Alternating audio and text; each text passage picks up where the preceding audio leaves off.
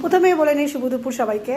তো যাই হোক, কয়টা হাঁড়িতে আজকে ভাত বানিয়েছি সেটাই তোমাদেরকে দেখাচ্ছি। দেখো, হিসেব মতন কেউ দেখলে ভাববে যে আমি বুঝি ভোর 4টার থেকে উঠে রান্না শুরু করেছি। না, আমি 10টার সময়ই রান্না শুরু করেছি। তাই দেখাচ্ছি, দেখো কি রান্না করেছি। ডিমের ঝোল সুন্দর করে, তারপরে দেখো রান্না করেছি শোল মাছ মূলো দিয়ে, ধনেপাতা দিয়ে। তারপরে দেখো রান্না করেছি মাছের মাথাটা, শোল মাছের মাথা বেগুন দিয়ে। তারপরে এটা করেছি শোল মাছ পেঁয়াজ বাটা দিয়ে ভাজা। আবার এখানে চিংড়ি মাছ, মশলা চিংড়ি। তারপরে দেখো এটা কালকে রাত্রে চিকেন কষা।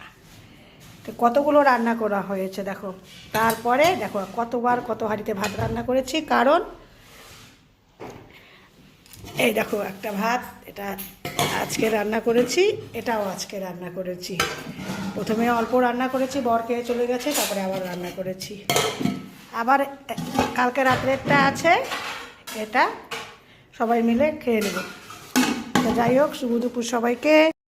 দেখো বাড়াবড়িও শেষ। আজকে রান্না যখন হয়ে গেছে তাড়াতাড়ি, তাই শুভ দুপুরটাও আজকে ফার্স্ট বলে দিলাম। শুভ দুপুর সবাইকে। তো যাই হোক, সবাই ভালো থেকো, সুস্থ থেকো। এখনকার মতন টাটা।